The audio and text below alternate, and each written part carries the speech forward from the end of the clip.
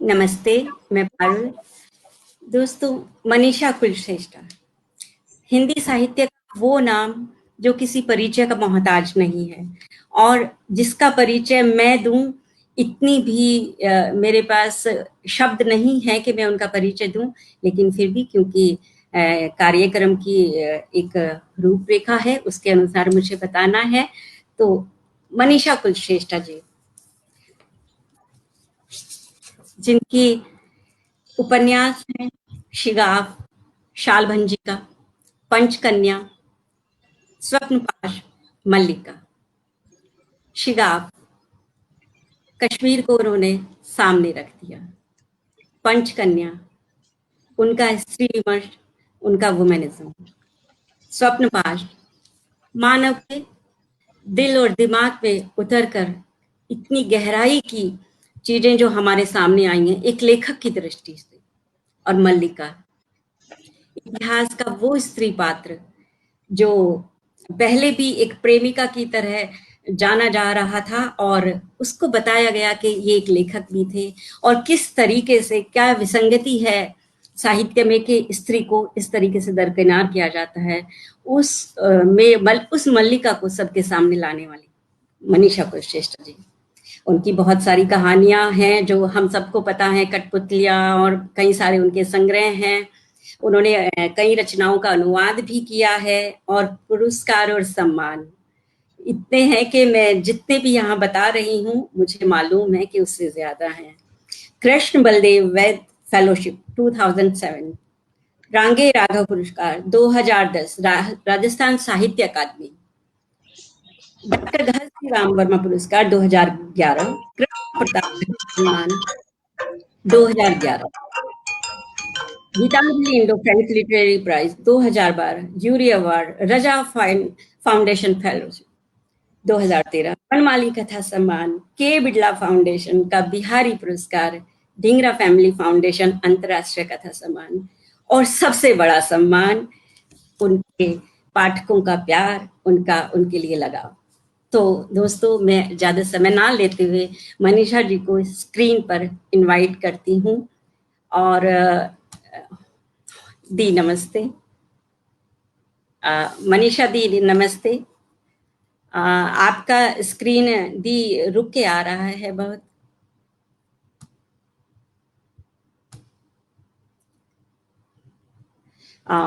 मनीषा दी हमारे साथ ही थे, मुझे लगता है शायद उनके नेट में कोई प्रॉब्लम हो गया है। तो दोस्तों, मैं यही आपको बता रही थी कि कुछ नाम ऐसे होते हैं जो परिचय के मोहताज नहीं होते और जिनका लेखन हमें बरसों बरस याद रहता है, हमारे दिल दिमाग को झंझोड़ता है, हमें सोचने पर मजबूर करता है और हमें उनका शिल्प जो है, उनका अलग अलग तरीके से बात का कहना का जो अंदाज है, वो हमें बहुत प्रभावित करता है। मैं मनीषा जी को फिर से लेने की कोशिश कर रही हूँ स्क्रीन पर, उनको लिंक भेजने के बाद। अभी भी कुछ ही समय में वो हमारे साथ होंगे।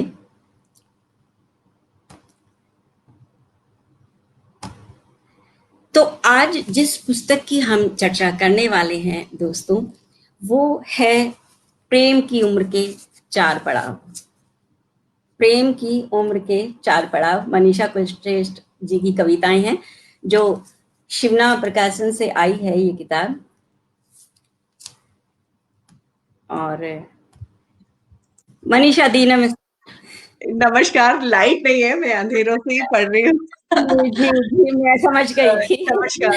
हाँ, बीच में मुझे अचानक लाइट चली गई। आपको बोलना चाहिए था कि मैं आपका यहाँ पे अभिनंदन करती आपके सम्मान में, लेकिन स्क्रीन पे मैं आउट ऑफ फोकस हो जाऊंगी। दीदी बहुत बहुत धन्यवाद, आप मेरे एक छोटे से बुलावे पे आ गए। बहुत बहुत थैंक यू पारुल, बल्कि तुमसे बात करना मुझे हमेशा बहुत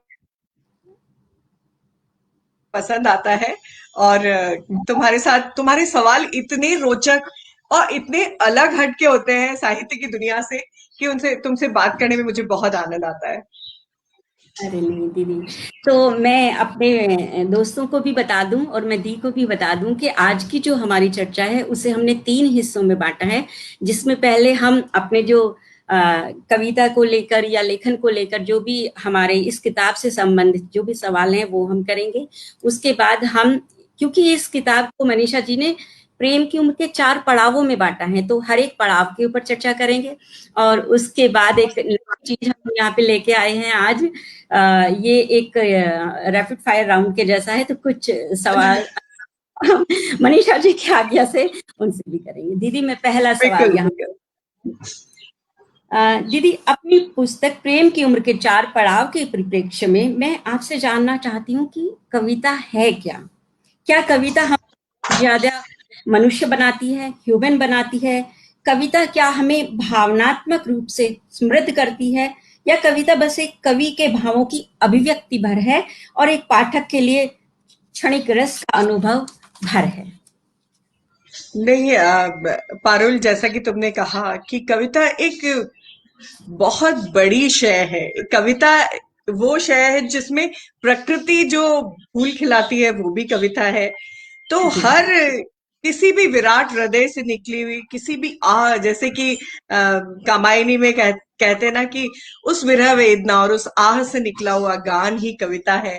तो उस पूरे विराट या सूक्ष्म, किसी भी विराट या सूक्ष्म के हृदय से निकला प्रेम या पीड़ा का वह पल अगर कविता में उतरता है और असंख्य हृदयों से होकर, असंख्य दिलों से होकर एक साधारणीकृत होता है, तो वही असली कविता है।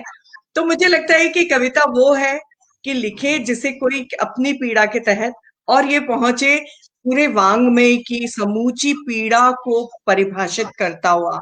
या फिर अगर प्रेम भी है या आनंद भी है, तो आनंद भी इसी तरह से अ, असंख्य, जैसे कि सूरज निकलता है, उसकी एक किरण असंख्य किरणों में बदल जाती है।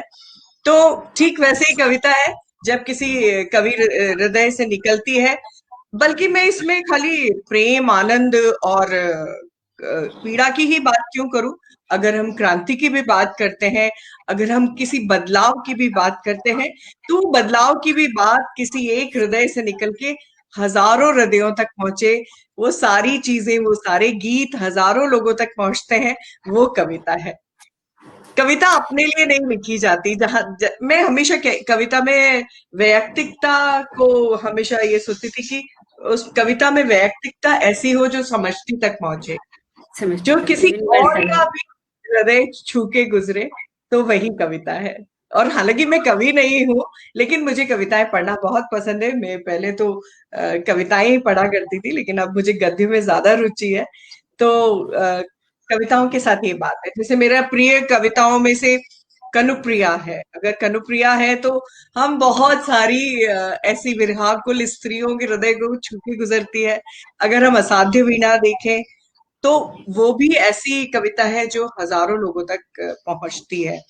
और कई को, जैसे अगर हम मुक्तिबोध की बात करें तो चांद का मुंह टेढ़ा है। तो बहुत सारे अमूर्त छवियां हमारे हृदय में मूर्त कर देती है। तो मुझे लगता है कि कविता वो है कि एक शब्द निकले और वो हजार शब्दों में गुंजित हो। अपनी इन कविताओं के बारे में आप क्या कहेंगी कविता के परिप्रेक्ष्य में? क्योंकि ये लिखी बहुत अलग-अलग समय पे गई है, लेकिन निकल के अब आई हैं। और ज़्यादातर ये होता है कि पहले कविता की किताब आती है और फिर कहानी आती है और फिर उपन्यास आते हैं, और आप तो जो है अब कविता लेके एक्चुअली वो मेरी समस्या है कि मैं बेबी भी ब्रीच ही रही हूँ, तो मेरा सब कुछ उल्टा चलता है। तो बिल्कुल, क्योंकि मैं इन कविताओं को सबसे छुपाती रही। पारुल, मुझे ये कविताएं अपनी बहुत वैयक्तिक लगती रही। मुझे नहीं लगता था कि ये कविताएं औरों तक, ये कविताएं मेरी पीड़ा, मेरा प्रेम या मेरा प्रकृति के लिए जो अनुभव है, उसको ये हुँ, बहुत लोगों तक पहुंचा सकती है। तो इन कविताओं को मैंने बहुत दिन तक छुपा के रखा, और जब मुझे पंकज ने कहा नहीं नहीं ये कविता है तो बहुत अच्छी, आप भेजो तो सही। तो मुझे लगा, मैं फेसबुक पे तो डालती थी, लेकिन मुझे लगा हुँ, कि इन कविताओं को जो मैं 8वीं क्लास या 9वीं क्लास की उम्र से लिखती आ रही हूँ, इनको मैं 4 हिस्सों में बांट कर प्रेम की उम्र के 4 पड़ाव की तरह किताब के रूप में लाऊं, तो ये किताब मेरे लिए भी बहुत संकलन की तरह काम आएगी। नहीं तो मेरी कविताएं ऐसे इधर उधर पड़ी रहती थी, उनको इकट्ठा करना था। एक ये भी वजह थी कि मैं इस किताब को लाई। ये हिंदी के पाठकों का सौभाग्य है कि उन्हें अपने प्रिय लेखक की कविताएं पढ़ने को मिलती, और वो भी उस समय की जब वो अ, बच्चा था, जब वो बहुत छोटी उम्र में, 9th क्लास की आप बात करते हैं। उम्र और समझ ही कितनी होती है, वो भी 80s 90s के में, उस वक्त तो इतना भाषा का समृद्ध होना, मतलब हमारे लिए ऐसा हो गया कि अपना हमने सही लेखक को चुना है, हम जिसे पसंद करते हैं वो सही, वो 9th क्लास में भी ऐसी कविता कह सकता है, तो क्या ही बात है।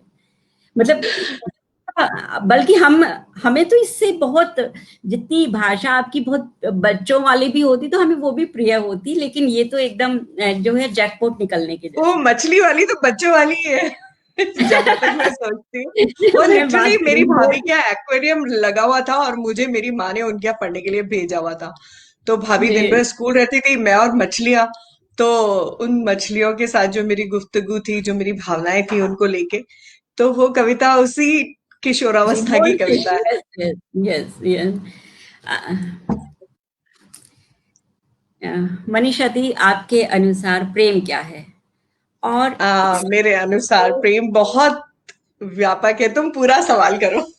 हाँ, नहीं आप बता दीजिए, मैं फिर कर दूंगी प्रेम के लिए। मैं बस यही पूछना चाह रही हूँ कि प्रेम क्या है, और इस प्रेम को आपने इस पुस्तक में 4 पड़ावों में क्यों विभाजित किया है?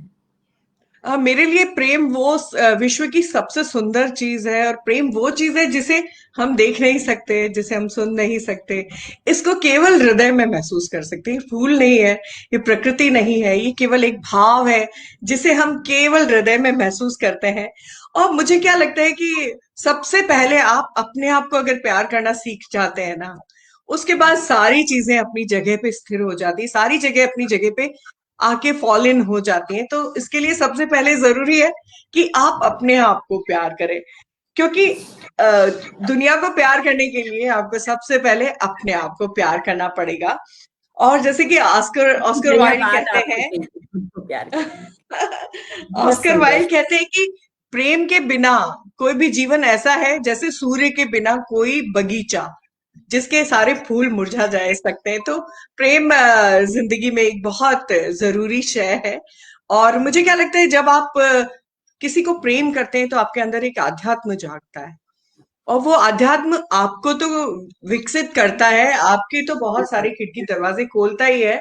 और आप जिसे प्यार कर रहे होते हैं ना, ये अध्यात्म वहां जाके दुगुना हो जाता है और उसके विकास की भी यात्रा बनता है। तो मुझे लगता है कि प्रेम भी कविता की तरह रिजोनेट होता है। आप एक आवाज में बोलते हैं और एक बहुत पूरी गुंजार की तरह से वो दूर तक पहुंचता है। तो मुझे लगता है कि सबसे पहले अपने आप को प्रेम करें, फिर दुनिया को प्रेम करें। तो प्रेम एक ऊष्मा है जो इस धरती की जरूरत है। जी, बिल्कुल सही बात है कि कम से कम हमें प्यार करने की, हमें खुश रहने की ज़िम्मेदारी तो प्रभु ने हमें दी है, तो पहले हम खुद को खुश करेंगे, खुद से प्रेम करेंगे, तो औरों से भी करेंगे। जी। लेकिन उनके अलग-अलग पड़ाव में क्या अलग-अलग तरह की कविताएँ आंदोलित करती हैं? ये 4 पड़ावों में जो आपने विभाजित किया है, तो क्या टीनेज की कविता हमें सिर्फ़ टीनेज में प्रभावित करती है या बाद में भी कर सकती है? क्या ये सही है कि उसी समय में आंदोलित करती है? नहीं नहीं, मुझे नहीं लगता। मेरे को तो लगता है कि जैसे मैं इसका सबसे अच्छा उदाहरण दूं कि कॉमिक्स और एनिमेशन फिल्में हमें आज भी अच्छी लगती हैं। तो मुझे लगता है कि अ, किशोरावस्था का प्रेम किसी भी वृद्ध को भी आंदोलित कर सकता है, उद्वेलित कर सकता है, उसको भी प्रसन्न कर सकता है, क्योंकि एक नॉस्टैल्जिया जगाता है।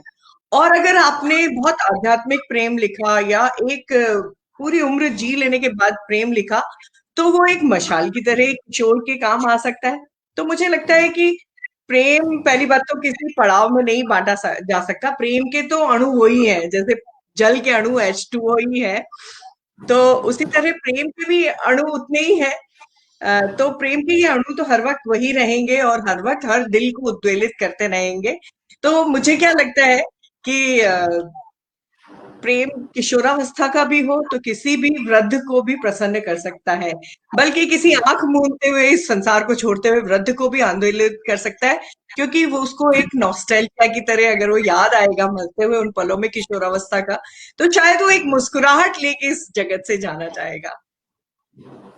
बहुत अच्छा, बहुत बढ़िया दी।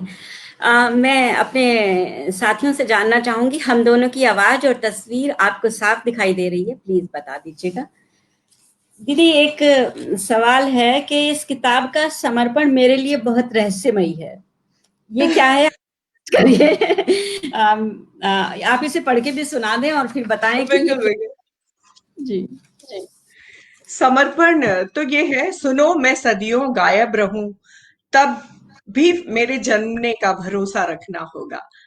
तो हाँ। ये सारे उन प्रेम भरे दिलों के लिए है जो इस संसार को से, क्योंकि संसार नश्वर है, जी। क्योंकि प्रेम हर जन्म में किसी न किसी रूप में जन्म लेगा। क्योंकि जी। आज भी हम अगर आम्रपाली का बुद्ध के प्रति जो आकर्षण था, उसको हम हाँ। आज भी हाँ। महसूस करते हैं। राधा और हम्म। कृष्ण का, मीरा और कृष्ण के प्रेम को आज भी। तो मुझे लगता है कि हर युग में ये प्रेम जन्म लेगा। तो ये जो समर्पण है किसी व्यक्ति को नहीं है। ये प्रेम को ही समर्पित है कि प्रेम, जैसे कि मैं बार बार कहती हूँ कि इसको इसको मैं और किन्हीं शब्दों में भी कहना चाहूंगी। जी। जी प्लीज। ओ मेरे गोपनीय प्रेम की रहस्य भरी आवाज, वाह। ओह मैं प्रेम हूँ, आह मैं प्रकृति हूँ। तो ये उसी प्रेम और प्रकृति को समर्पित है कि प्रकृति के अंदर जो प्रेम है और प्रकृति में जो प्रेम है वो हमेशा बार बार जन्मेगा, और उसको जन्मने का भरोसा हमें रखना होगा। तो बहुत। ये उसी प्रेम और उसी प्रकृति को समर्पित है ये मेरा। दीदी, इस पुस्तक की जो पहली कविता है गोल्डफिश, हम इसको आपकी पहली कविता मान के चलते हैं। इसमें वक्त नकली मेंढक से डरता है, वक्त के नकली मेंढक से डरता है। ये उपमा मतलब मैं पता नहीं मैंने कितनी तरीके से इसे देखा है, पढ़ा है, और कितना मैंने इस पे सोचा है, अपना विजुअलाइज किया है। तो इससे आपका क्या अभिप्राय है? यदि आपको याद हो तो बताइए। बिल्कुल मुझे याद है, क्योंकि हम्म। वो वक्त ऐसा था ना कि जब आपके पास बहुत सारी बंदिशें होती है, बहुत सारी आपके ऊपर बहुत सारी रोक टोक होती है। तो वक्त के उस नकली मेंढक से डरना ये था कि ये बस अभी ये छोटा सा वक्त है, ये बहुत सारी जो चीजें हैं जो बदलने वाली हैं। तो ये वक्त तो अभी एक नकली मेंढक है, असली जीवन अभी सामने आने वाला है। उस किशोरी का सोचना है कि अभी जो ये बहुत सारी चीजों से डराया जाता था हमारी उम्र में, कि अरे नहीं हम्म। घर से निकले तो ये होगा। तो मुझे लगता है कि हमें ये डराया जाता था कि अरे आगे आने वाला वक्त ऐसा नहीं रहेगा। अभी तक तो ये है, हम भी डराते शायद अपने बच्चों को हाँ, अनजान बिल्कुल में। बिल्कुल। तो ये हाँ। मुझे वो नकली डर लगता था। मैं बहुत बहादुर लड़की थी, तो जब भी इस तरह से कहा जाता था ऐसे मत व्यवहार करो, ऐसे मत करो, जो वो सारी सारी की जो बंदिशें थी, और वो सारी जो माता पिता जो कहते हैं कि कुछ पढ़ना नहीं है क्या, कुछ बनना नहीं है क्या, तो हाँ। उस सारी जो उस वक्त का जो तनाव था, उस वक्त का जो बंदिशें थी, तो मुझे लगता था ये सब नकली है, और एक दिन ये मुझे ये सिर्फ एक्वेरियम में रखा हुआ ये नकली मेंढक है ये समय जो है, और एक दिन मैं इससे बाहर निकल जाऊंगी, इससे डरना मैं बंद कर दूंगी, इस गोल्ड फिश की तरह। क्योंकि वो थोड़े दिन बाद मैंने देखा वो गोल्ड फिश उस मेंढक के सर से ही सर सर करके गुजर जाती थी। तो जब वो नई क्या आई थी तो उस मतलब, मेंढक क्या विजुअलाइजेशन किया आपने और उस उम्र में! गजब तो गजब। हाँ। बस यही था। बहुत सारे डर होते हैं किशोरावस्था के, तो वो वक्त ही था हम्म। जो डर का वक्त था, जो ऐसा लगता था एक दिन निकल जाएगा और मैं एक बहादुर लड़की की तरह जी पाऊंगी अपनी इच्छा से। हम्म। एक कविता है, मैं उसका कमरा। उसमें आपने खुदा करे कि ये दीवानगी रहे बाकी। आजकल तो बहुत आसान है, हम लोग खूब पढ़ भी रहे हैं और फिल्मों के गानों को यूज कर रहे हैं। लेकिन ये अलग बात है, मैं वही बार बार कह रही हूँ कि ये अलग बात है कि ये कविताएं अब आई हैं, और जो प्रयोग अब हो रहे हैं आधुनिक एकदम, जो अभी की कविता है, ये उसमें आप 80s एंड 90s में कर चुकी हैं। ये कैसे आपको आया? इसे कैसे आपने एक फिल्मी गाने को ले तब लिया एक जब? गजल थी ना जगजीत सिंह की, खुदा करे जी। दीवानगी जी, रहे बाकी। रहे बाकी। ये कोई फिल्मी गीत गाया गाना है ये। ये। जी, जी, जी। हाँ, तो मुझे लगा कि वो उसमें कहता है ना कि ये लड़की बहुत दीवानी है। मेरे हॉस्टल का हाँ। कमरा मुझे हमेशा, मैं क्योंकि बहुत मैं जब एमए कर रही थी तो बहुत दिन, क्योंकि मेरे मम्मी पापा वर्किंग थे तो कितना लंबा समय अलग उनसे दूर रहना पड़ता था। तो जी। मैं कमरे से ही बात किया करती थी, वही कमरा सबसे ज्यादा अजीज दोस्त हुआ करता था। तो मैंने उस हम्म। कमरे को विजुअलाइज करके, ये एमए में लिखी हुई, एमए या बीएससी में लिखी हुई कविता है। तो तब अपने कमरे को मैंने विजुअलाइज करते हुए लिखा था कि ये जरूर सोचता होगा कि ये कैसी दीवानी लड़की है, और मुझे दुआएं तो देगा जब मैं इसको छोड़ के जाऊंगी कि खुदा करे हाँ, दीवानी रहे बाकी। दीवानगी रहे बाकी। और मतलब उस लड़की को उस कमरे से ज्यादा कोई जानता भी नहीं होगा। हाँ, क्योंकि वो उसके सारे निजी पल उसी कमरे में बीतते हैं, उसका उसी कमरे रोना, में ही। उसकी हंसी, उसका लापरवाही, उसका पागलपन। किसी भी हाँ। हॉस्टल में रहने वाली लड़की का जो सारी निजता है, तो वो कमरा ही उसे सोखता है जी और जी उसको उसका गवाह बनता है। जी। दीदी, माफी चाहती हूँ पहले, और फिर पूछ रही हूँ कि गोल्ड फिश से शुरू पहली स्कूटर राइड वाला वो नेबर नेक्स्ट डोर कौन था? वो तो फर्स्ट क्रश के बारे में अभी मुझसे किसी ने लिखवाया है। जी। तो वो तो वो राज की बातें होती हैं, अब तो लोग बूढ़े हो चुके होंगे। जी तो उनको दोबारा क्यों याद दिलाया जाए कि कोई तुम्हारे जी। बारे में अभी भी सोचता है। तो मुझे हम्म। लगता है कि वैसे तो हम सभी की लाइफ में वो शुरुआती क्रश होते हैं। तो हाँ। अगर ये प्रेम कविताओं की बात है तो इसमें हम थोड़ा सा एग्जेजरेट करके भी लिखते हैं। हमेशा हम हाँ। प्रेम को एग्जेजरेशन के साथ में लिखते हैं। तो नेक्स्ट डोर नेबर्स तो बहुत सारे हर जगह, मेरी माँ ट्रांसफरेबल जॉब में थी, तो हमारे जी। बहुत जल्दी जल्दी ट्रांसफर्स भी होते थे। तो हाँ। ठीक से याद नहीं है, पर हाँ रहा होगा कोई। चलिए, उस रहा होगा को रहा होगा में ही रहने देते हैं। बिल्कुल बिल्कुल। सर भी आज घर क्योंकि पर ही हैं दीवानगी बाकी ये। रही, बाकी कुछ बाकी बचे ना बचे, वो दीवानगी बाकी रहनी चाहिए। बाकी रह जाती है, और मुझे लगता है कि बाकी की उम्र में इस सब पे हल्का सा एक मुस्कान आ जाती है चेहरे पर, जब अपने ये पल आपके सामने गुजरते हैं। और कई बार ये भी लगता होगा कि इतने भोले थे, ऐसे थे, इसके लिए कोई कुछ था। दीदी, जैसे नदी और चांद दो ऐसी जो हैं उपमाएं हैं या ऐसे पात्र हैं जो हर कवि की कविता में आते ही आते हैं, खासकर स्त्रियों की कविता में। और एक चीज जो है नदी, वो हर हम्म, स्त्री की कविता में आई है। और सबसे बड़ी बात जो मुझे अनोखी बात लगती है कि मैंने जितनी भी नदियों को पढ़ा है स्त्रियों की कविताओं में, हर एक ने उसे अलग अलग तरीके से देखा है। अपनी कविताओं के उसमें आप नदी को कैसे देखती हैं, और अपनी कहानियों में भी, या मतलब आपके मन में नदी के लिए क्या है? जैसे मेरे लिए नदी का समुद्र के पास जाना मिलना ठीक है, लेकिन मैं कहती हूँ मिलो, लेकिन एक दूरी भी कहीं बना के रखो, अपने आप को नदी बना के रखो, समुद्र मत हो जाओ, हाँ, साथ रहो, मैं किनारे भी पे। नदी को समुद्र की ही प्रेमिका मानती रही अभी तक तो। लेकिन जी जब मैं कैलाश गई ना, मेरी धारणा बहुत बदल गई। तो हालांकि ये जो कविता तुम जिसका जिक्र करती हो कि मैंने चुना था पहाड़ी रास्ता और उछलना कूदना, और धीरे धीरे मैं गंभीर हो गई, ये शायद इसी संदर्भ में ये कविता है, क्योंकि ये भी उसी उम्र की कविता है जी। कि न जाने क्यों मेरी नदी ने चुना था पहाड़ी रास्ता। तो मुझे क्या, उसके बाद जब मैं कैलाश गई तो मेरा नदियों के प्रति संदर्भ बहुत बदले। हाँ, उस किताब में हैं भी अलग क्योंकि अलग से आपने। क्योंकि नदी केवल समुद्र की ही प्रेमिका नहीं है, रास्ते में नदी के बहुत सारे मित्र सखियां। नदी तो एक भरा पूरा अपने आप में एक पूरा समूचा रिश्तों का एक बहुत बड़ा मैदान भी उसके दोस्त हैं।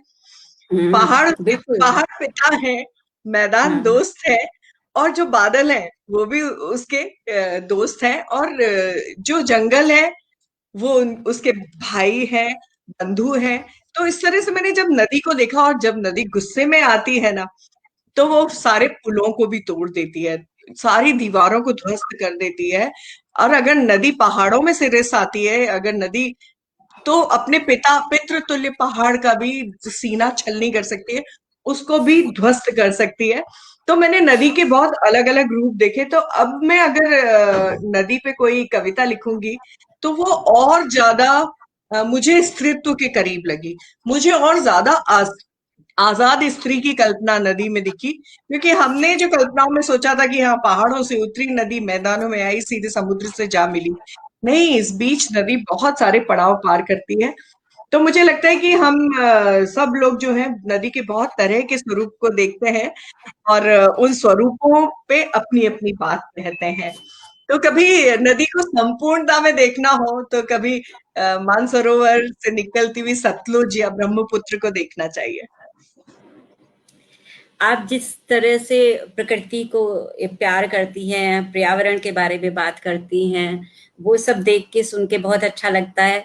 मैंने बहुत कुछ सीखा है आपको फेसबुक पे फॉलो करके, और ये अब आपकी पोस्ट पढ़ते पढ़ते कंडीशनिंग हो गई है कि मैं घर में प्लास्टिक लाने से पहले 1000 बार सोचती हूँ, और बहुत कम प्लास्टिक लाती हूँ, बहुत कम। और पंकज क्या बोल रहे हैं? पंकज क्या बोल रहे हैं? राज की बात खुलवाइए बात संचालक करवाइए। जी। अरे क्या करना पंकज, लोग बूढ़े हो चुके होंगे अब। वैसे तो मैंने अभी फर्स्ट क्रश की बात की थी तो मैंने लिखा कि लोग फेसबुक पे अपने ओल्ड फ्लेम्स ढूंढते रहते हैं। बूढ़े बूढ़े लोग भी जाके फेसबुक पे अपने ओल्ड फ्लेम्स देखते हैं, चश्मे वाले। तो शिवानी की एक कहानी याद आती है उसमें कि एक बहुत बड़ा नेता होता है, अपनी पुरानी प्रेमिका से मिलने जाता है और बहुत उसका दिल धड़क रहा होता है, तो अचानक से देखता है तो बहुत पतली चुटिया वाली मोटे चश्मे वाली झाड़ी के पीछे से निकलती है, तो वो उसको मिलने से पहले ही भाग जाता है। तो इसलिए राज को राज ही रहना चाहिए। वो जो टीनेज के जो क्रशेस होते हैं उनका इस उम्र में सिर्फ वो एक मीठी सी याद बन के रह जाए, वही अच्छा होता है। दीदी, कुछ लोगों के तो नाम याद नहीं रहे हैं, कुछ लोगों के अगर पता भी चल जाए तो चेहरा देख के लगता है ये है किसका फोटो।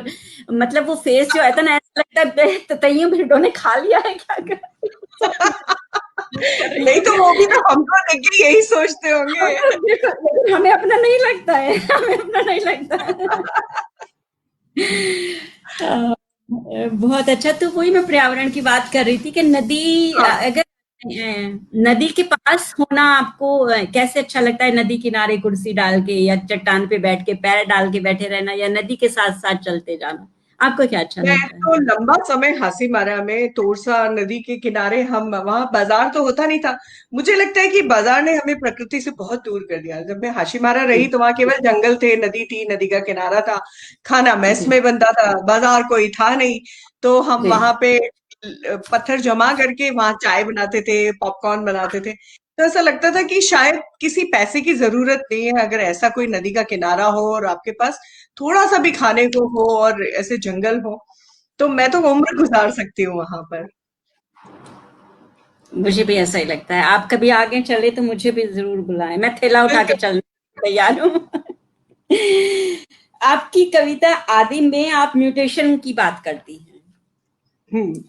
विज्ञान लिख रही थी आप उस समय कविता में, जीवा ममिफिकेशन आज तो बहुत आम है। और मैंने जितना भी इसमें पढ़ा है आपकी कविता में, मुझे बहुत, मतलब एक चेहरे पे मुस्कान आ जाती है। हमने साइंस पढ़ा है वो भी है, लेकिन ये नॉर्मल साइंस के टर्म्स भी हैं, आजकल सभी समझते हैं। तो इनके लिए आप क्या कहती हैं? वैसी उपमा को कविता में लाना एक नई चीज है, अलग है, इसको कैसे देखते हैं आप अपनी कविताओं को? मेरे यहाँ तो सहज ही आए, क्योंकि मैं अगर जीव विज्ञान पढ़ती थी या क्योंकि जीव विज्ञान मेरा प्रिय विषय रहा, और हम्म, उसको मतलब समझना मुझे ऐसे लगता था जैसे प्रकृति को समझना। कभी मुझे बहुत ज्यादा पढ़ना नहीं पड़ा, उसके लिए बहुत अच्छे नंबर आते थे। तो जी, जीव विज्ञान के लिए जो एक इंक्लिनेशन था, तो मुझे लगता है वो सहज ही मेरी कविताओं में आया। जैसे जीवाश्म आए, तो जीवाश्म इतना आकर्षित करता है ये शब्द, और कहीं भी मुझे किसी पत्थर पे कोई आकृति दिखती है तो मुझे जीवाश्म लगता है कि ये किसी पुरानी फर्न के जीवाश्म है। तो इवन टाइट्रेशन मेरे कविताओं में प्रेम के संदर्भ में भी आता है कि प्रेम बूंद बूंद गिरता हुआ। तो मुझे लगता है कि हम जीवन की इन छोटी छोटी चीजों से या जिनको हम सीखते हैं उसी संदर्भ में कविताओं में आने चाहिए। और मैं अगेय को पढ़ती थी तो उनके यहाँ बहुत सारी वनस्पतियां, बहुत सारी चिड़िया, चिड़िया, और उनके यहाँ भी विज्ञान की कुछ ऐसी चीजें आती थी, उनकी तकनीकी शब्दावली, कि उनको पढ़ के लगता था कि हाँ आप एक कोई विशद चीज पढ़ रहे हैं। आप तो ये धारणा टूटती है ना कि केवल हिंदी पढ़ने वाले ही लोग कविता लिख सकते हैं। नहीं, वैज्ञानिक भी कविता लिख सकते हैं, और जब वो लिखते हैं कविता तो उसमें उनका अपना विश्व सामने आता है। तो मुझे लगता है कि जैसे मेरी मम्मी भी हमेशा कहा करती थी कि 12वीं तक तो बच्चों को विज्ञान पढ़नी चाहिए, एक तार्किक क्षमता आती है। तो उस बिल्कुल। तार्किकता के चलते बहुत सारी ऐसी चीजें, नए नए बिंब सामने आए, नई चीजें कविताओं में आई। तो मुझे लगता है कि आप जिस फील्ड से हैं, या आपने जो सब ज्ञान बटोरा है, उसको जब आप विजुअलाइज करते हैं या किसी चीज का रूपक बनाते हैं, किसी चीज का बिंब बनाते हैं, तो मुझे लगता है कि वो आपकी कविता को बहुत समृद्ध करती है। हम्म। तो बिल्कुल। इसलिए कई बार जी, गणित भी आती है। आने गणित की भी मेरी आती बड़ी है, बात बिल्कुल है। आती है, गणित भी आती है और विज्ञान भी आता है, और मैं कहूँगी घर में ही नहीं, रसोई में भी आता है। बिल्कुल, क्योंकि रसोई तो पूरी केमिस्ट्री है।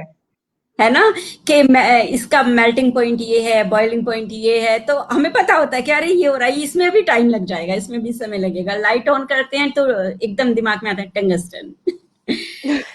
तो आपकी कविताएं जैसे 4 पड़ाव में है। पहला पड़ाव है 81 से 91, जिसमें गोल्ड फिश और इसकी हमने बात की है। फिर उसके बाद आ जाता है 92 से 2002 तक की आपकी कविताएं, जिसमें है देश में आप फेमिनिज्म की जगह एलिस वॉकर के शब्द वुमेनिज्म को स्त्री होने के एहसास के ज्यादा करीब पाती हैं, ऐसा आपने अपनी बिल्कुल। पंचकन्या में भी लिखा है। और अपनी कविताओं की स्त्री पात्र क्लियोपेट्रा या भदोरिया लड़कियां, उनके उनके साथ इस फेमिनिज्म को या इस वुमेनिज्म को आप कहाँ देखती हैं? जैसे मुझे हर बार हर इंटरव्यू में ये बात आती है कि एलिस हम्म, वॉकर का वुमेनिज्म को मैं क्यों फॉलो करती हूँ।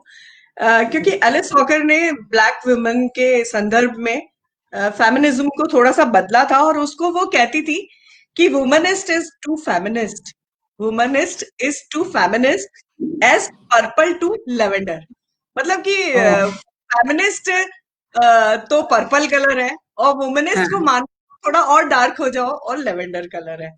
तो वो इसको ब्लैक वुमेन के संदर्भ में कहती थी, जिनको अपने परिवारों से बहुत मोह था, जिनको अपनी मांसलता से मोह था, जिनको प्रेम से, डांस से, सजने से। क्योंकि आप जानते हैं कि जितने हम आदिवासी जातियां हैं या जितने आदिवासी इलाके हैं, वहां स्त्रियों को नृत्य, श्रृंगार और अपने कुनबे से मोह बहुत खींचता है। तो वो उससे इतर होके अपने अकेले चलते जाने को स्वीकार नहीं कर पाती हैं। तो जी उस जी फेमिनिज्म को बदलना पड़ेगा ना। तो भारत के संदर्भ में भी अगर हम देखें तो उस फेमिनिज्म जी को श्रृंगार प्रियता, उत्सव प्रियता के साथ एक अलग तरीके से बनना होगा। तो मुझे ये बात पसंद आई, क्योंकि आप पूरा का पूरा वेस्टर्नाइज्ड फेमिनिज्म को उठा के सीधे की सीधे भारत पे आप चश्मा नहीं कर सकते। तो मुझे इसीलिए भगौरिया स्त्रियां, तुम भगौरिया लड़कियों की बात कर रही हो, उनसे ज्यादा आजाद कौन है कि अगर उनको प्रेम करना है और शादी करनी है तो सीधे ना कर सकती हैं। उनके पास और वो ना कितनी किसी सुंदर का और सजी धजी है, वो उस चीज को नहीं कर रही है कि अरे स्त्री विमर्श का मतलब ये नहीं है कि बिंदी को हटा दिया जाए या आप एकदम टॉम बॉय हो जाए। तो वो जो आपने बात की मुलामियत की, या एक जो वुमेन का एक मतलब अपना एक मजा होता है एक वुमेन होने का, उन चीजों को उसी तरीके से एहसास बिल्कुल लेने उस का। आनंद को, उस उत्सव और उस आनंद को अगर आप जी रहे हो और उसके बाद आप ग्लानि प्रकट कर रहे हो, तो हम्म आप अपना जीना पुरुषों के हिसाब से वैसे भी जी रहे हो। अगर आप हम्म। स्त्रियों श्रृंगार, जब हमेशा क्या किया जाता है, श्रृंगार को पुरुषों को आकर्षित करने से जोड़ा जाता है। जबकि मैंने नहीं। देखा कि मैं जनरली जहां हाँ, लेडीज क्लब होता था तो हम ज्यादा सज के जाते थे, ज्यादा और सच के जहाँ जाते हैं। फॉर्मल पार्टी होती थी हम नॉर्मल सजते थे। तो हाँ, स्त्रियां बिल्कुल। कभी भी पुरुषों के लिए नहीं सजती, उनको सजने की जरूरत नहीं, क्योंकि पुरुषों को श्रृंगार दिखाई नहीं देता। दिखाई नहीं देता, और मुझे भी ये तो सजना है, मुझे हम सजना के लिए स्त्रियां जाना कभी स्त्रियों समझ के नहीं लिए आया। हुँ, और एक सामूहिकता के लिए सजते हैं। तो मुझे लगता हुँ, है कि वो जो श्रृंगार प्रियता उस आदिवासी परंपरा में है, प्रेम करना, इतनी आजादी है कि आप अपने जिससे प्रेम कर सकते हो उस मेले में उससे भाग सकते हो वहां से। लेकिन अब क्या हुआ है, अर्बनाइज हो गया, वहां पे बहुत रिपोर्टर जाने लगे, वहां पे बहुत टीवी हुँ, पे आने लगा। तो अब इस वो बात से मना करते हैं, कहते नहीं ये तो सिंपल मेला है, हम इसमें कोई भागते और प्रेम नहीं करते हैं, तो हम्म। वो इससे बचने लगे हैं। तो मुझे लगता है कि हमें आदिवासियों को उनके हाल पे छोड़ देना चाहिए। हमें उन्हें बहुत ज्यादा उस तरह से डिस्टर्ब नहीं करना चाहिए, क्योंकि उनकी उनका अपना इज्म है, उनकी अपनी आजादी है, उनके अपनी परंपराएं हैं। तो मुझे लगता है हम जमीन से निकले हुए लोग हैं, और हमें जो सूट करता है वो हमें ही सूट करता है। अगर उन आदिवासी लड़कियों को पान खा के किसी लड़के के साथ भागना है, या पान को ठुकरा के नहीं भागना है, ये उनके पास अधिकार तो है। उनको हम्म। किसी लड़के को ड्राइंग रूम में बैठ के सज के पानी नहीं देना है। उनके पास ना कहने का अधिकार है। उनको हम्म। अरेंज्ड मैरिज नहीं, लव मैरिज कर सकती हैं। वो डिसाइड कर सकती है कि तू मुझे वहां पान खिलाना, और फिर मैं भाग जाएंगे हम दोनों। हम्म। और वधु मूल्य लेके ही उनकी शादी होती है। तो आर्थिक हम्म। तौर पे भी यहाँ तो उल्टा है, भाई दहेज दे रहे हैं। तो मुझे लगता है कि हम है ना, किसी भी समुदाय का जो उसका अपना आजादी का तरीका है, उस पर हमें कोई अर्बनाइज आजादी थोपे तो हम गलत करेंगे। तो हम्म। इसलिए मैंने भगौरिया कविताएं इसी ये आई ओपनर की तरह भी लिखी थी कि फेमिनिज्म एक वो भी है, उनका अपना फेमिनिज्म है। हर जमीन से हर औरत की अपनी आजादी निकलती है, वो हर तरह से औरत तो आजाद होने के लिए निरंतर काम करती है, निरंतर हम्म। काम करती है। चाहे हम चाहे तो द्रौपदी, कुंती, तारा मंदोदरी को अपना आइडियल मान लें, चाहे हम उन हम्म। आदिवासी स्त्रियों को आइडियल मान लें, चाहे हम सिमोन द बाओवार या फिर वर्जीनिया वुल्फ। तो हमें हम्म। अपने को जो सूट करता है, वहीं पे एलिस वॉकर आती है कि मुझे जो सूट करता है ना, मैं उस वही मैं फेमिनिज्म। आजादी के उन मायनों को अपना लूंगी। मैं हूबहू अपने ऊपर चस्पा कर लूं। इसीलिए she wanted to be purple to lavender. और हमारे यहाँ आए तो हमको बैंगनी जामुनी होना चाहेंगे। हमारा आपको पसंद भी वही फेवरेट है आपका रंग। लैवेंडर तो जामुनी या बैंगनी हो जाएगा। तो मुझे ये लगता है कि हर परिप्रेक्ष्य में उनके अपने अपने संदर्भ काम करते हैं। तो आपको क्या लगता है कि हिंदुस्तान का जो स्त्री विमर्श है उसको थोड़ा और समझना पड़ेगा? हमें अपने स्त्री वाली भावनाओं को और उनको लेके साथ में चलना होगा। आज़ादी का मतलब ये नहीं है और जेंडर इक्वलिटी का मतलब ये नहीं है कि पुरुषों की बराबरी करना, क्योंकि जैसे कि कहते हैं कि पुरुष से तो स्त्री वैसे ही ऊपर है, तो उनकी बराबरी क्यों करना? हाँ, और मैं जैसे कंप्यूटर की जैसे पुराने कंप्यूटर और नए कंप्यूटर, तो मैं आई विल से कि जो फीमेल बॉडी या फीमेल ब्रेन है, वो और भी ज्यादा सतर्क और भी ज्यादा माइन्यूटली बना हुआ है। अगर शरीर को हम्म। भी देखें और ब्रेन को भी देखें, तो हम ज्यादा माइन्यूटली, ज्यादा कॉम्प्लिकेटेड तरीके से बने हुए हैं बजाय पुरुषों के। खतरों को हम्म। भांपने में हम स्त्रियां ज्यादा सतर्क रहती हैं, हम्म। क्योंकि शायद हमारी बनावट ऐसी है। हम्म। दीदी, इसी 92 से 2002 की इसी में 4 कविताएं हैं जो एक क्रम में आती हैं। पहली कविता है यूं तुम हो, शक के गिरगिट, आदिम और ऐन तुम पर। ये जैसे मैंने पढ़ी है, जितना मैं समझी हूँ, ये नायिका या स्त्री की अनुभूतियों का क्रम चक्र है, एक चक्र में है, क्रम में है ये कविताएं एक के बाद एक, जिससे हर स्त्री गुजरती है, वो चाहे प्रेम में हो, वो चाहे विवाह में हो, और जिसमें कई बार उसका वर्तमान और अतीत दोनों भी शामिल होते हैं। तो कुछ स्त्रियां एक ठोस फैसला जो है, एक अलगाव का या उस तरह का फैसला जो है वो ले पाती हैं, लेकिन अधिकतर नहीं लेती हैं। तो ये वाला जो दौर है जो इन 4 कविताओं में आया है, जहां पर वो रूपांतरण हो रहा होता है एक स्त्री का परिपक्व स्त्री में, क्योंकि कहीं ना कहीं उसके सपने चूर भी होते हैं, कहीं ना कहीं वो समझती है कि ये मेरी कल्पनाएं थी, ये ऐसे ही होगा, अब ऐसा ही समय है।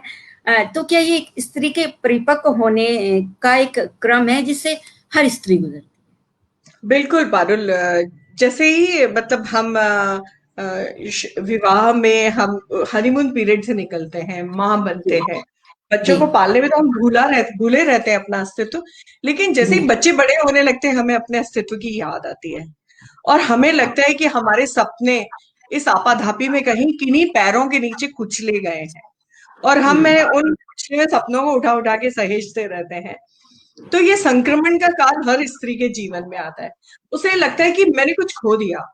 मैंने इस लंबे समय में इस आपाधापी में, बच्चे पालने में, इस शादी में, समाज को संभाल के चलने में, अपने रिश्तेदारों को संभाल के चलने में, घर वाले, परिवार वाले, और धीरे-धीरे हम अपने पेरेंट्स को खोने लगे। तो वो जो ये 30 से 40 और 40 से 45 के बीच की जो अवस्था है, ये अवस्था हमें थोड़ा-सा परेशान करती है, क्योंकि हम अपने परिवार से धीरे-धीरे बिछड़ने लगते हैं। अपने पेरेंट्स जो हमारा संबल हुआ करते हैं, जो हमारे पैरों के नीचे की ज़मीन होते हैं, वो धीरे-धीरे संसार से विदा लेने लगते हैं।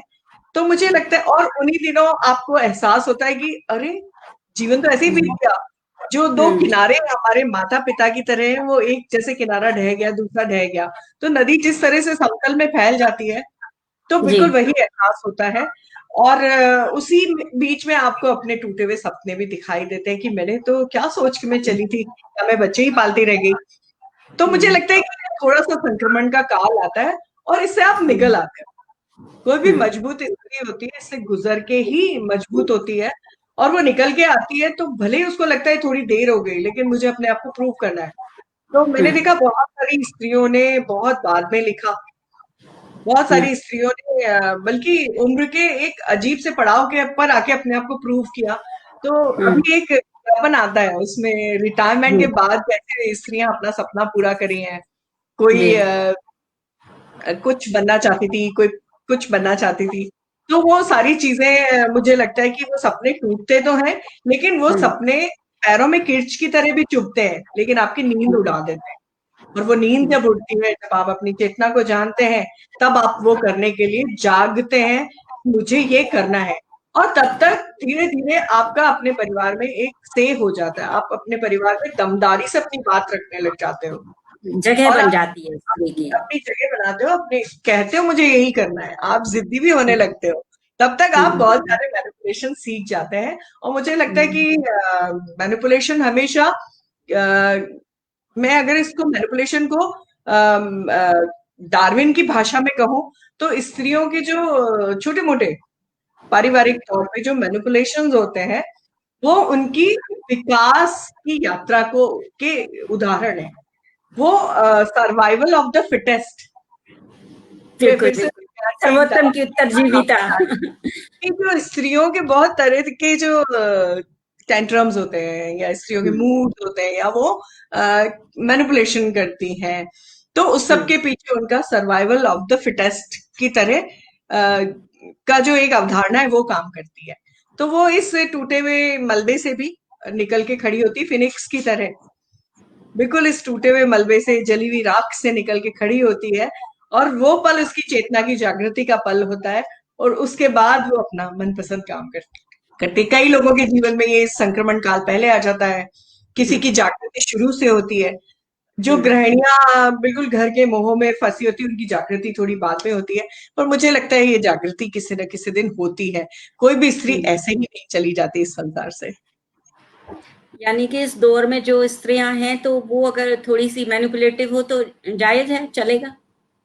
बिल्कुल, क्यों नहीं जायज है? अगर वो मैनिपुलेशन उसके अपने हक में है, वो मैनिपुलेशन किसी को हार्म नहीं पहुंचा रहे, वो मैनिपुलेशन अगर उसको कहीं पहुंचाते हैं, अगर वो हम्म। किसी को नष्ट नहीं कर रही है, किसी के ऊपर पैर नहीं रख के जा रही है, हम्म। सिर्फ अपनी जिद पूरी करने के लिए, अपने लिए हम्म। बाहर कोई एक मुकाम ढूंढने के लिए अगर ऐसा करती है, तो क्यों नहीं? हम्म। ये जो बात आपने कही है कि उस समय तक घर में उसका ऐसा जगह बन चुकी होती है, मुझे पंकज जी की एक पुस्तक है काल में उत्सव, वो उससे एक उदाहरण याद आ रहा है कि वो कहते हैं कि एक उम्र के बाद पत्नी पति के लिए इतना कर चुकी होती है कि वो उसकी हर बात को चुपचाप सुनता है। बिल्कुल, हम इतना जीवन दे चुके होते हैं, हमने इतना सारा, तो उनको पता होता है, ऐसा नहीं हम्म। पुरुष असंवेदनशील होते हैं और उनको दिखाई नहीं देता। सबको दिखाई देता है कि उनकी पत्नी ने कहाँ अपने आप को छोड़ के उस परिवार को अपना समय दिया है। तो वो जानते हैं, जी। एक समय बाद तो पुरुष सुनता है, स्त्री बोलती है। शुरू में पुरुष बोलता है, स्त्री सुनती है। इस बात पे तो मैं ये भी सोचूं कि कई बार हमारी इमेजिनेशन में एक बूढ़ा आदमी आता है, और अच्छा। धीरे धीरे आप देखना, धीरे धीरे जब स्त्री परिपक्व होती जाती है, तो घर का सारा का सारा निर्णय लेने की क्षमता ले लेती है। और जो घर का बुजुर्ग होता है वो धीरे धीरे धीरे अब हाँ में हाँ मिलाने ही लगता है। तो मुझे लगता है कि आपकी शुरुआत कैसे हुई है इस पे ये निर्भर करता है। या तो आपका घर में आपकी राय सुनी गई है हमेशा, तो आप हम्म इस तरह से डोमिनेटिंग नहीं होते एक उम्र के बाद। और अगर आपकी हम्म नहीं सुनी होती तो बाद में जाके ये बदलाव आता है। हम्म। और अगर कहीं ये बदलाव नहीं आता तो फिर वो बच्चे बड़े हो जाते हैं तो फिर तो आता ही आता है। बच्चे बड़े होने के साथ तो आता ही है, हाँ। आ ही अ, जाता है। मुझे नहीं लगता जी आज तो हम सभी स्त्रियां जैसे जागरूक स्त्रियां हैं, आ ही जाता है। जी जी। तीसरा पड़ाव जो है 2003 से 2013 तक का, बहुत ही यूनिवर्सल भावों का, और उसमें पात्र भी यूनिवर्सल आ गए हैं, और तार्किकता और अपनी विचारों का वैलिडेशन भी है, जिसमें पात्र आके खुद ऐसा लग रहा है कि आपके विचारों का वैलिडेशन कर रहे हैं, या उन कविताओं में विचारों का वैलिडेशन है आपके पास। लेकिन पढ़ते हुए बहुत व्यथित करता है, बहुत ही रूखा सा है, और लगता है आगे बढ़े, और दिल को लगता है, दिल को क्वेश्चन सबसे ज्यादा यही पड़ाव सवाल लेके आता है दिल में। हम्म। आप सच इसमें के ये इसकी हाँ, कविता भी तो है ना, एक औरत की यकीन। जी जी जी तो पढ़े ये जी पढ़े जी, मैं तो आपको लिख देती हूँ, आप ये पढ़ेंगे। उसी तीसरे पड़ाव की कविताएं हैं शायद। जी इसमें ये है, एक औरत के यकीन। एक जी औरत के यकीनों का क्या है, टूटते रहते हैं हर रोज, हाथ से गिरे प्यालों की तरह बटोर कर फेंक देती है वह। उसे शायद नहीं पता कि बाहर की दुनिया का एक मर्द के लिए, जो कि बहुत आसान नहीं है, बहुत बचाता है, बचाना चाहता है वो औरत के मासूम यकीनों को। वाह लेकिन वाह। कई बार मुमकिन नहीं होता। मर्दों की दुनिया में मर्द होने की प्रक्रिया में कई बार लौटा कर लाया भी है वह सही सलामत उन कांच से यकीनों को। लेकिन हम्म। घर की दहली तक लौटते उसके पांव यूं थक कर लड़खड़ाते हैं कि छन्न से टूट कर गिर ही पड़ते हैं औरत के यकीन। आहा आहा, बहुत सुंदर है, ये बहुत सुंदर है। और इसके आगे वाली जिनके बारे में हमने बात की है वो है, और फिर आता है चौथा पड़ाव, जहां पर आप हम्म। लिखते हैं कि निज दर्शन व दाम्पत्य के प्रेम का दोस्ती में बदलता हुआ पड़ाव कहती हैं जिसे आप। की कविताओं के विषय में आप खुद बताएं जो बताना चाहती हैं, क्योंकि इसमें आपकी फ्रिडा आ गई है, क्लियोपैट्रा आ गई है, और आपकी मनपसंद हीरोइन जो हैं भगोरिया लड़कियां आ गई हैं, आपका बुद्ध है, उसमें आपका कैलाश है। तो इसके बारे में जो भी आप बताएं, और इससे जो भी कविता, और मुझे लगता है भगोरिया एक कविता तो आपको सुनानी चाहिए। भगोरिया हर बार सुनाती हूँ। तो इस पड़ाव के बारे में, जैसे कि मैंने कहा कि संक्रमण का एक पड़ाव आता है, फिर एक जागृति का पड़ाव आता है। हम्म तो धीरे धीरे स्त्री इसमें ज्येष्ठ की उम्र के उस प्रेम पर भी है। तो हम्म मुझे लगता है कि स्त्री बहुत ये 45 से 50 की जो उम्र होती है ना, जी सुधा जी यहाँ पर है तो मैं उनको खास तौर से तवज्जो के साथ कहना चाहूंगी कि ये जो 50 की उम्र होती है, इसमें हम उस तरफ भी देख पाते हैं और इस तरफ भी देख पाते हैं। जो बीत चुका वो भी देख पाते हैं, और जो आने वाला समय है हमें पता है एग्जैक्टली क्या होने वाला है। हम्म। तो मुझे लगता है कि यहाँ तक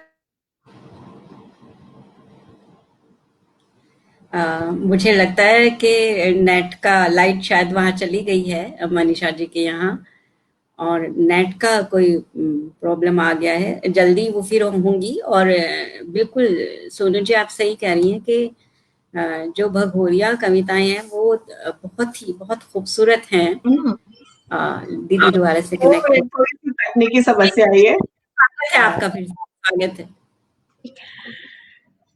तो दरअसल मैं जो बात कह रही थी कि निर्वाणा निर्वाणा की स्थिति आ जाती है तब तक स्त्री जी के जीवन में, और उसको दोनों तरफ का दिखाई देने लगता है। तो मुझे लगता हम्म, है कि उसके बाद वो प्रेम को भी बहुत बखूबी समझ जाती है और जीवन को भी समझ जाती है, और वो उन सब नायिकाओं की तरह मुखापेक्षी जो रही होती है, उन नायिकाओं का जीवन भी उसे समझ में आने लगता है। जैसे कि फ्रीडा के बारे में मैंने लिखा, जैसे कि मैंने जी क्लियोपेट्रा के लिए लिखा, वो कविता सुनाना चाहूंगी मैं, बहुत क्लियोपेट्रा बहुत वाली। सुंदर कविता है, आप प्लीज उसे सुनाएं। हाँ, मुझे बहुत पसंद है। जी। जब क्लियोपेट्रा सुसाइड करती है तो उस सुसाइड नहीं बल्कि उसको कहते हैं कि अंजीरों में, काली काली अंजीरों में मिश्री फणी नाग जिसको कहते हैं इजिप्शियन कोबरा, अच्छा। वो डाल के दे दिया था, और जैसे ही उसने अंजीर उठाई थी उस सांप ने काट लिया था। तो मैंने हम्म। लिखा कि क्लियोपेट्रा तुम इतनी आसानी से नहीं मर सकती थी कि तुम एक अंजीर में छुपे हुए सांप से मर जाओ, क्योंकि तुम तो सांप का चुंबन किया करती थी। तो इस हाँ, पे मैंने एक कविता लिखी है। ये सुना है। इतनी सुर्ख कि वे लाल की जगह काली दिखने लगे, इतनी सुर्ख कि वे लाल की जगह काली दिखने लगे, ऐसी वाह। अंजीरों की टोकरी में किसने छिपाया था अंजीरों सा ही चमकीला काला मिश्री फणिनाग। ओ क्लियोपेट्रा, क्लियोपेट्रा, अपने पिता की आंख का नूर, यही तो अर्थ था ना तुम्हारे नाम का। आहा, वाह वाह। तुम्हारी जीजीविषा भी कम न थी, तुम नहीं कर सकती थी आत्मघात। अपने पहले और अंतिम प्रेम अलेक्जेंड्रिया के लिए रची थी तुमने प्रेम संधियां। तुम्हारे हम्म। पहले और अंतिम प्रेम अलेक्जेंड्रिया के लिए रची थी तुमने प्रेम की संधियां। सीजर वाह। और उसके बाद मार्क एंटनी। तो ऑक्टोवियो को तुम मोहपाश में क्यों नहीं बांध सकती थी? तो हाँ। ऑक्टोवियो को बांधना मोहपाश में कहीं दुष्कर नहीं होता तुम्हारे लिए? रोम की आंख की किरकिरी थी तुम, रोम की आंख की किरकिरी थी तुम, इतिहास वाह में वाह। अडिग। स्वर्ण की धूल भरी आंधियां, स्वर्ण के वर्कों वाली किताबों का नगर था अलेक्जेंड्रिया। स्वर्ण की धूल भरी आंधियां जहां चलती थी और स्वर्ण के वर्कों की किताबों का नगर था अलेक्जेंड्रिया, कोई भी उसे पाना चाहता। हम्म। प्रेम करते हुए भी सीजर को तुमने बहुत कुछ दिया था उपहार में। स्वर्ण के हाँ। रेशों का कालीन, स्वर्ण और स्वर्णिम गुंबदों से वक्ष, स्वर्ण के रेशों का कालीन, स्वर्ण और स्वर्णिम गुंबदों जैसे वक्ष, मिश्री शाहकार सी वह तनी हुई नाक, तराशे हुए ऊंचे स्तंभों जैसी जांघें।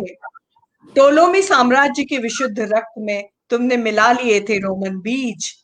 टोलोमी साम्राज्य के विशुद्ध रक्त में तुमने मिला लिए थे रोमन बीज।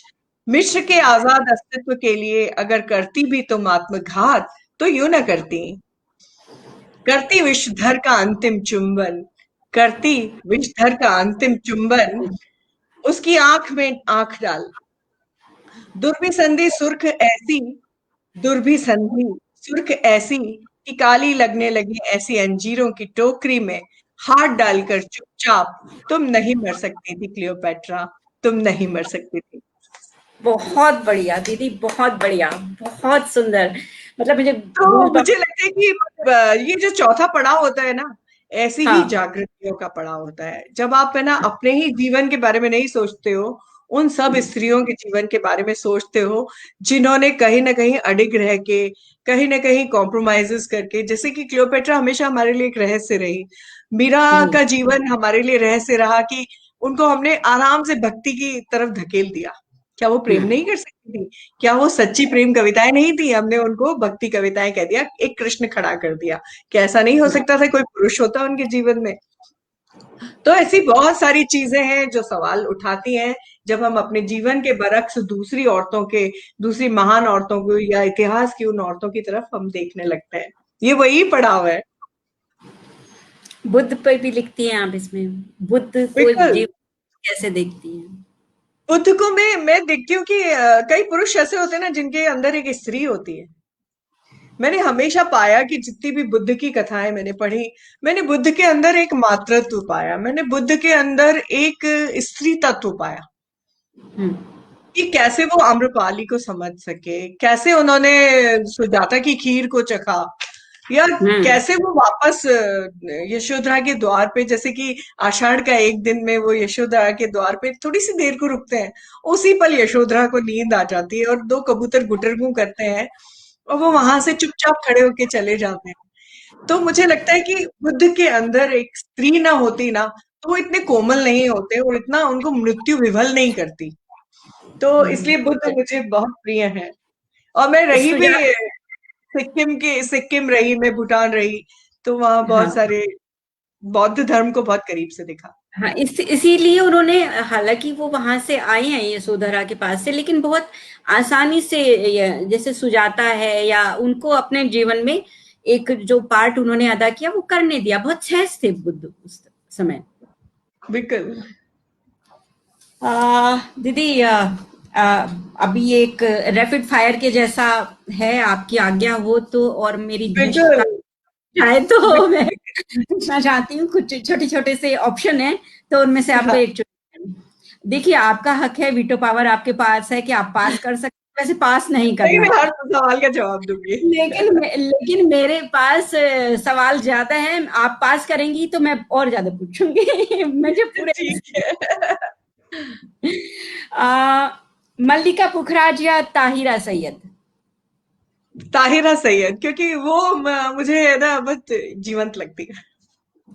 और उनकी आवाज में एक खनक सी है, एक है ना। अलग है और युवा आवाज है जिसे हम है ना रिलेट कर पाते मनीषा कुलश्रेष्ठा, बीज या पेड़, किसे पसंद करती, किसे हैं। सहेजेगी और किसे बीज को पसंद? सहेजूंगी, क्योंकि पेड़ ने तो अपना जीवन ले लिया, तो मुझे लगता है कि पेड़ ने जो छोड़ के गया है अपने अनुवांशिकी और पूरा का पूरा डीएनए आरएनए के रूप में अपना जीवन एक छोटे उसमें, तो उसको सहेजना बहुत मुझे महत्वपूर्ण लगता पंकज सुबीर या शहरयार? है। दोनों। दोनों दोनों। क्योंकि शहरयार मुझे अपने बेटे जैसा लगता है और पंकज सुबीर भाई जैसा, तो मैं दोनों में से कैसे किसी को छोड़ दूं। अगर चुनना पड़े तो? दोनों। दो हाथ है ना, दोनों हाथों से। ठीक है, ठीक है, मैं समझ सकती हूँ, मैं समझ सकती हूँ। मनी 2002 एंड मनीषा इन 2020, कौन पसंद है? मनीषा इन 2020 मोर कॉन्फिडेंट और विवादों से नहीं डरने वाली। तब मैं बहुत कुम्भला जाती थी, कोई भी कुछ क्या भी चीज सोचती, सुनती क्यों थी। डर लगता था? जैसे लम्हे सम्मान का इतना बड़ा वितंडा खड़ा किया कि आपको अवार्ड जी देके जी। अचानक से लगा कि भाई ये तो हमने गलत कर दिया। और उसमें हाँ। मेरे वरिष्ठ संजीव जी और मैत्री पुष्पा जी ने बहुत बड़ा रोल निभाया कि मैं उसके लायक नहीं हूँ और मेरी उम्र नहीं है, जबकि ये सब मुझसे भी कम उम्र में अवार्ड्स ले चुके थे। तो ये सारा वितंडा मुझे थोड़ा सा सहमा गया था, मुझे लगा था मैं छोड़ दूं हिंदी साहित्य। लेकिन हम्म। आज मैं सोचूं तो मैं इस चीज को बहुत परवाह तवज्जो ही नहीं दूंगी, लेकिन तब मैं थोड़ा सा डिसअपॉइंट हुई थी कि स्वागत करना चाहिए आपको, नए लेखक अगर ठीक ठाक लिख रहे हैं तो। पौधे खरीदती हैं, इतना पैसा जो खर्च करती हैं, उसकी भरपाई कैसे करती हैं, कहाँ कटौती करती हैं, और अंशु सर को कैसे उस सब के लिए मनाती हैं? मैं ना कोशिश करती हूँ कि ज्यादा से ज्यादा पौधे उधार ले लूं या लोगों से ले लूं, या कहीं चुरा जैसे ली? कल कल भी मैं पेड़ हाँ से चुरा चुराए। के लाई हैं जैसे आप? मैंने बहुत पौधे चुराए हैं, मैंने मेस में से भी बहुत पौधे चुराए। अंशु कहती तो ना कोई सीसीटीवी लगा होगा, कहेंगे इतनी छोटी सी चीज चुरा रही। तो अभी कल भी मैं पोई की लतर अपनी सिस्टर इन लॉ के यहाँ से लेके आई, और जी। कोशिश करती हूँ, लेकिन जब नहीं मिलते हैं तो मैं जरूर से खरीदती भी हूँ। हम्म। ऑनलाइन चित्रलेखा, भी खरीदती हूँ। चित्रलेखा कॉम्प्लेक्स पर 2 जुलाई को आपने किस कलर का टॉप पहना हुआ था जब लास्ट आप वहां पे गए हुए थे, अब आने से पहले वाले? चित्रलेखा कॉम्प्लेक्स। 2 जुलाई को आप वहां गए थे घूमने के लिए, जो मैस की तरह यूज होता है।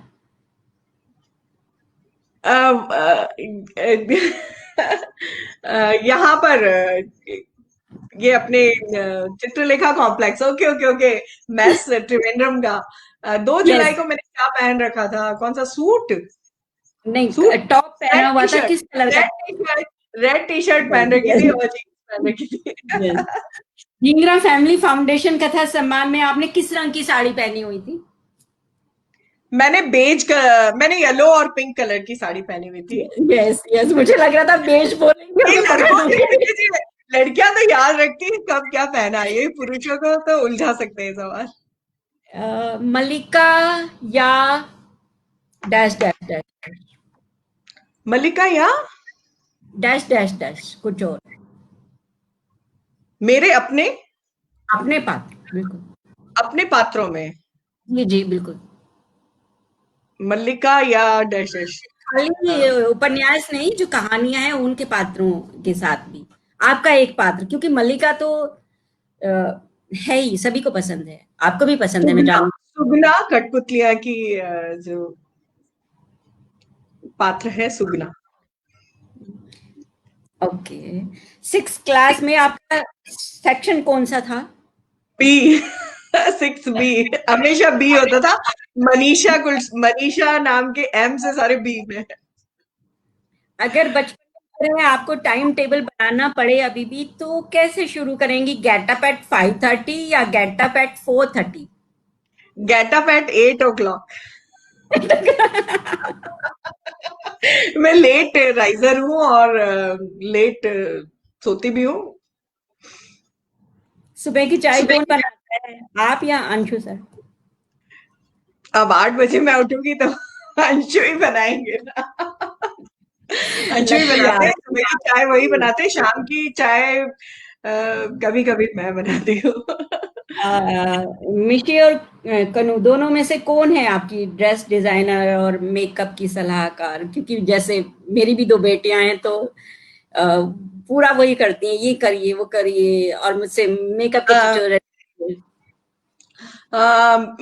सच बात कहूँ ना तो मोमो बहुत ही हाई क्लास डिजाइनर, क्योंकि निफ्टियन है। तो हम्म। मोमो की डिजाइन्स कई बार मुझे थोड़ा सा मुझे अपने ऊपर सूट नहीं करती हुई लगती, क्योंकि उसकी डिजाइन्स हम्म। एट पार होती है। तो मुझे अपनी हम्म। उम्र के हिसाब से थोड़ी सी थोड़ा सा लगता है कि मैं पहन पाऊंगी। लेकिन जब भी वो कुछ बना के देती है या कुछ भी वो डिजाइन करती है और मेरे लिए खास हम्म। तौर पे सोच के, तो वो मुझे हम्म। बहुत पसंद आता है। लेकिन डिजाइन और कपड़े पहनने का जो सलीका है मेरा मिशी का और मेरा एक जैसा ज्यादा ठीक करीब है। है। हाँ, मोमो का बहुत मॉडर्न और बहुत बबली, उसकी पर्सनालिटी थोड़ी सी अलग है। जब कपड़ों की बात आई है, तो जैसे आप एक बहुत ही मिनिमलाइज उसमें करना चाहती हैं, आप इसकी पक्षधर हैं कि रिपीट होना चाहिए और कम से कम चीजें भी हाँ, घरों में चाहिए और कपड़े भी कम से कम रखने चाहिए, तो इसके लिए आप क्या कहने जाएंगी, खासकर यंग जो आपकी लड़कियां हैं, पाठक हैं, तो उनके लिए क्या आपके नहीं, मैं ये नहीं कहूंगी कि वो ना फैशनेबल ना रहें या कम कपड़े खरीदें। बस इतना ध्यान रख लें कि वो जो कपड़े खरीद रही हैं, उन कपड़ों के नष्ट होने का समय उनके जीवन में ही आ जाए। यानी रेशा रेशा आप सिंथेटिक ना पहने, सूती कपड़े हम्म। पहने या हम्म। सिल्क्स पहने। और कोशिश करें कि इस जो दौड़ है ना कि मैंने उस पार्टी में पहना, इस फोटो में पहन लिया, अब मैं ये नहीं पहन सकती हूँ, इससे थोड़ा सा बचें। क्योंकि एक पावर ड्रेसिंग भी होती है। कई लोग हम्म। एक ही ड्रेस पहने रहते हैं अपनी स्ट्रेंथ की तरह। तो एक हम्म। तरह से पावर ड्रेसिंग भी होती है, जैसे आप सुषमा स्वराज को देख लीजिए या जी इंदिरा जी जी। को देख लीजिए, तो कोई बहुत डिजाइन उनका बदलता नहीं था। तो एक जैसे आप कॉर्पोरेट वर्ल्ड में भी आप देखेंगे या ब्लैक सूट ही चल रहा है, तो that is called power dressing. तो ऐसा हम्म। नहीं है, आप पावर ड्रेसिंग भी होती है। अगर आप वही साड़ी भी रिपीट कर रहे हैं तो वो आपकी आइडेंटिटी है। आप कपड़े क्यों बदलेंगे? क्योंकि आपको लगेगा कि यार मैं कहीं कमजोर हूँ। तो मुझे लगता है कि आप दोबारा पहनिए कोई चीज। मेरे साथ भी ऐसा है कि कई चीजें मुझे बहुत बार बार पहनना पसंद है, कई चीजें मैं अंदर उठा के रखती हूँ। तो मुझे कभी ये नहीं जी। लगता कि मैंने ये तब पहन लिया तो मैं अब ना पहनूं। तो और पुरुषों की दुनिया में तो ये होता ही नहीं है कि अब मैंने तब पहन लिया तो अब ना पहनूं। मैं तो हाँ अंशु को हाँ। 10-10 पार्टी में एक ही जैसा, एक ही, कई बार फिर मैं चिल्लाती थी ये क्या, चेंज करो चेंज करो। तो उनको तो याद ही नहीं रहता है। तो मुझे लगता है कि स्ट्रेंथ है, अगर आप सेम कपड़े भी पहनते हैं तो ये आपकी मर्जी पे होना चाहिए। कोई दुनिया आपको जज करने के लिए कोई भी नहीं होती है। तो अगर आप दुनिया के लिए बदल रहे हैं तो मत बदलिए। और कोशिश करिए ऐसे कपड़े खरीदें जो नदियों को पॉल्यूट ना करें। ऐसे रंग हो जैसे वेजिटेबल डाइज जयपुर के कपड़ों में होते हैं, वो पहने। जी बिल्कुल। तो कहीं ना कहीं नदियां पॉल्यूट होने से बचें और कोशिश करिए मिनिमलाइज हो। दीदी, कुछ कमेंट्स हैं जो मैं आपको दिखा रही हूँ, अभी जो लास्ट के हैं वो मैं आपको दिखा रही हूँ, तो हाँ, हाँ, मेरी एक जैसे भगोरिया कविता भी बचती है, उसके साथ ही हाँ हम खत्म बिल्कुल करेंगे। बिल्कुल, उसके साथ तो हम खत्म ही करेंगे बिल्कुल। आ,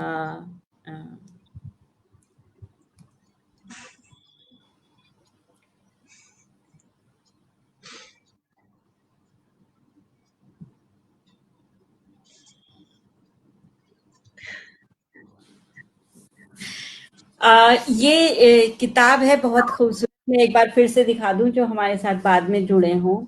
और जितनी बातें मनीषा दी से इसके बारे में की हैं उतनी और करनी बाकी, लेकिन समय जो बढ़ता ही जा रहा है, तो इन कविताओं को, मनीषा जी को, इन कविताओं को, जीवन को और ज्यादा समझने के लिए आप ये किताब मंगा सकते हैं। कमेंट बॉक्स में मैं अभी इसका जो लिंक है वो भी दे दूंगी।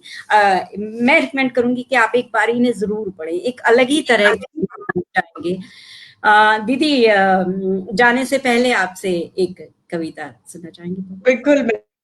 और तब तक अगर कोई एक दो सवाल भगोरिया सीरीज में से पढ़ती हूँ, तो कमेंट में दे सकते हैं। बिल्कुल, हाँ, फिर सवाल लेते हैं अपन। जी।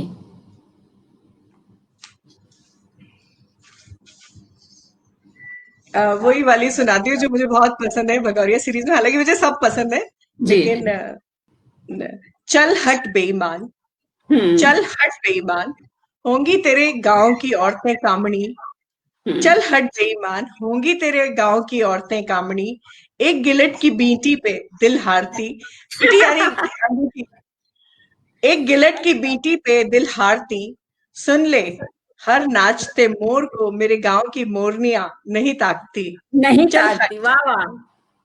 चल हट, तूने मुझे गैली समझ लिया है क्या, होता हो तेरा खेत बहुत बड़ा, मगर कालजा है तेरा छोटा, लाया है गिलेट की पाजेब जिसमें है तांबे का जोड़, जा रे छोरे तेरी कंजूसी का दूजा ना कोई जोड़, चल वाह हट, वाह। बहुत मीठे वचन बोलता है तू, चल हट, बहुत मीठे वचन बोलता है तू, सौगन सौगन तो जबान पर पान की सी रखता है तू, सौगन सौगन तो जबान पे पान की सी रखता है तू, भोला है चेहरा तेरा आंख मगर हिरनी, गैल रोक कर फालतू बात मुझसे तू करता है, छोट की मुरली पे लगती है तेरी अखड़ली, मतलब मुझे तो रोक के बात कर रहा है लेकिन निगाह तेरी मेरी छोटी बहन पे लगी हुई है, वहां पे बिल्कुल। चल भाग, चल भग, भाग भी नहीं, चल भग, रहट रहट पे मेरे साथ न चढ़, घूमेगा पहिया तो मैं डरूंगी बावली, देखेंगे तेरे यार सारे बेकार, नीचे से हंसकर जरूर यही कहेंगे, कोए के मुंडे में कचनार की कली, कौए के मुंडे में कचनार की कली, चल भग रहट पे मेरे साथ न चढ़, घूमेगा पहिया तो डरूंगी मैं, देखेंगे यार तेरे सारे बेकार, और नीचे से हंसकर कहेंगे कोए के मुंडे में कली की कचनार, चल हट छोड़ मेरा हाथ, मैं न जाऊं तेरे साथ, तू तमाकू खाने वाला और मैं गुलकंद की कली, उस पर तेरी माँ कड़वी कच निम्बोली, तेरे जैसे बेईमान के संग हथलेवे से तो एक बरस और मैं अकेली भली, तेरे साथ तुझ जैसे बेईमान के संग हथलेवे बहुत से तो सुंदर, एक बहुत बरस में सुंदर। अकेली भली। तो ये जो ना कहने बहुत। की जो आजादी, जैसे पिंक हाँ, फिल्म में भी अदा से नो, है। हाँ। हाँ, ना कहने की जो आजादी है, ये इन भगोरिया लड़कियों की आजादी है। और बस यही मेरा आखिरी संदेश भी यही है कि इससे तो एक साल में अकेली भली, किसी गलत चॉइस में पढ़ने से तो अच्छा है कि अकेले एक पढ़ने साल से और रहा पहले। हाँ। जाए, अकेले रहने की अपनी कितना आजादी। कितना आपने विवेक का इस्तेमाल किया लड़की ने। हाँ, बिल्कुल। गांव बहुत की और लड़कियों को हम भोला भाला समझते हैं, लेकिन हाँ वो जी। इतनी भोली नहीं होती है, और आदिवासी लड़कियां तो बिल्कुल भोली नहीं होती है। मैंने देखा, जितना आप जीवन में संघर्ष करते हैं उतना आपके अंदर समझदारी आती है। जी, आपके लिए एक सवाल आया है मैम, स्क्रीन पर है। सोनू जी ने पूछा है, मनीषा मैम, मैं आपके सवाल के साथ आपको अकेला छोड़ देती हूँ ताकि आप गद्य सोनू। लिखना पसंद है या पद्य? सोनू, कविताएं लिखना ना बिल्कुल मेरे निजी पलों का, या बहुत बहुत मेरे अपने बिल्कुल एकांत के पलों की साधना में कविता लिखना आता है। लेकिन जहां तक मुझे जब संसार से बात करनी है, या मुझे दुनिया को कुछ लिखकर बताना है, या मुझे कुछ कहना है, तो मुझे लगता है कि मेरी लेखनी गद्य के लिए ही ज्यादा चलती है, क्योंकि वहां आपके पास एल्बो स्पेस होता है, आप एक बड़े फलक पर बात करते हैं, आप संकेतों के बिना सीधी बात भी कर सकते हैं, और चाहें तो बहुत सूक्ष्म संकेतों में भी बात कर सकते हैं। और मेरा नया उपन्यास सोफिया बिल्कुल तैयार है, बस मैं उसकी नौक पलक सुधार रही हूँ, और जैसे ही प्रकाशक के पास जाएगा तो ये समय उनका है, जो लेंगे तब आ जाएगा। गीता दी। नमस्कार। अ, महेंद्र रंगा जी, ना में कहीं यस, तो अगर प्रेम है तो ना में यस हो सकता है, लेकिन अगर प्रेम नहीं है तो बिगेस्ट नो। तो ये जानती है भगोरिया लड़कियां कि ना कभी कब बिल्कुल वैलिडेशन के साथ में ना है। एक और सवाल है। नवांकुर खूब पढ़ें, अच्छा लिखने के लिए ही नहीं और अपने जहन को बहुत समृद्ध करने के लिए, क्योंकि मैं हम्म, हमेशा ये बात करती हूँ कि जो आपका पढ़ा हुआ है वो हम्म, बर्फ के नीचे बहती हुई नदी की तरह है, और आपका लिखा हुआ उस बर्फ के ऊपर गिरती हुई बर्फ है। तो हम्म, आप नीचे बहुत तरल होना चाहिए, आपके पास इतनी समृद्धि होनी चाहिए, हर विषय की ज्ञान होना चाहिए आपको। तो नवांकुर केवल बहुत उथलेपन से ना लिखे, हमेशा खूब सारी कविताएं, कम से कम समसामयिक चीजें पढ़ के फिर लिखे। मैं ये देखती हूँ आज भी हमें ना कई मेरे पास कविताएं आती हैं वही प्रेम की, वही वही मतलब महादेवी वर्मा के स्टाइल में लिखी हुई या गीत स्टाइल में लिखी हुई वैसी कविताएं आती है। तो मुझे लगता है कि आप पढ़ेंगे तो आप जान पाएंगे कि अभी कविता कैसे लिखी जा रही है। जी, जी। मैं ये दिखाना चाहती हूँ कि इस किताब के साथ जो एक बहुत बड़ा बोनस है, वो इसका बुकमार्क है। ये इसका ये बुकमार्क है पता और नहीं, बुक फेयर में ये इसके लिए बहुत बोनस बहुत है, फेमस हुआ। बोनस नहीं है, आई डोंट नो, जिनको ये किताब मिलेगी उनके लिए मैं बोनस जी, मैं शिवनाम प्रकाशन से ये कहना चाहती हूँ कि अगर पाठकों के लिए कुछ ऐसा हो सके, क्योंकि मेरे लिए ये कविता इस बुखार की वजह से खास है, इसके कवर की वजह से, मनीषा जी की वजह से सबसे बड़ी खास है, लेकिन मुझे इस पे दी ने लिख के दिया है कि प्रिय पारुल और चांदनी का साथ आज के प्यारे दिन के नाम। तो ऐसे ही पर्सनलाइज अगर आप पाठकों के लिए मैम के सिग्नेचर के साथ कुछ भेज सकें तो ऐसा जरूर कीजिएगा, बहुत खास हो जाती है ये किताब एक बिल्कुल। पाठक। चांदनी चांदनी से तो बात करना मेरे लिए बहुत, चांदनी मुझे हमेशा एक भावनाओं से और एक अपनी किस्म की ब्रिलियंस से भरी हुई बच्ची लगती है, और मुझे उसके साथ कम्युनिकेट करना बहुत ही पसंद आता है। जैसे कि हम दोनों ने एक गाना गाया था She was बिल्कुल बिल्कुल, वो टिकटॉक पे बहुत फेमस रही है उस टाइम पे। मनीषा दी, मेरे लिए ये इतनी बड़ी बात है कि आज मैं आपसे अपनी बात कर पाई, हालांकि ये एक वो था कि मुझे खास उसी में बात करनी थी। आपको देख के बहुत सवाल आते हैं और मल्लिका के लिए भी और बाकी और उपन्यास और कई कहानियां हैं जो आंदोलित करती हैं।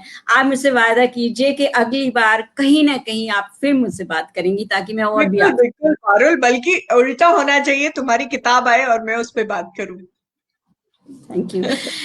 आज मुझे रात को नींद नहीं आने वाली है और जैसा कि मैं हमेशा कहती हूँ दोस्तों, किसी को सुनना, किसी को समझना, किसी को पढ़ना एक पल में, एक शब्द में, एक लाइन में आपकी जिंदगी बदल देता है। मेरी जिंदगी में ऐसे बहुत लोग आए हैं जिन्होंने एकदम टर्निंग पॉइंट दिया है और मैं बहुत खुशहाल आपकी जिंदगी को कर देते हैं। तो ऐसे ही लोगों से मिलते रहिए, सुनते रहिए। और मनीषा दी, आपका बहुत बहुत शुक्रिया। शिवना बहुत प्रकाशन। शुक्रिया पारुल, और शिवना प्रकाशन, पंकज सुबीर, शहरयार, आप सबका शुक्रिया। और इस परिवार का हिस्सा हूं मैं, तो मुझे कभी भी ये नहीं लगता ये मेरा घर नहीं है। जी बिल्कुल बिल्कुल, ये हम सबका मायका है और इसमें कोई दो राय नहीं है। आ, शुक्रिया। जी, तो दोस्तों फिर मिलते हैं। मैं मंगलवार को फिर आती हूँ और फिर ऐसी बातें करते हैं। आप सब आए और आप सब ने इतना देर तक यहाँ रुके, बातें की। जो लोग मुझे अभी दिख रहे हैं, कवि गीता दीदी हैं, शिल्पी हैं, सोनू उजाला, सोनू जी, आप सबका बहुत बहुत धन्यवाद। नमस्ते। मैं पारुल।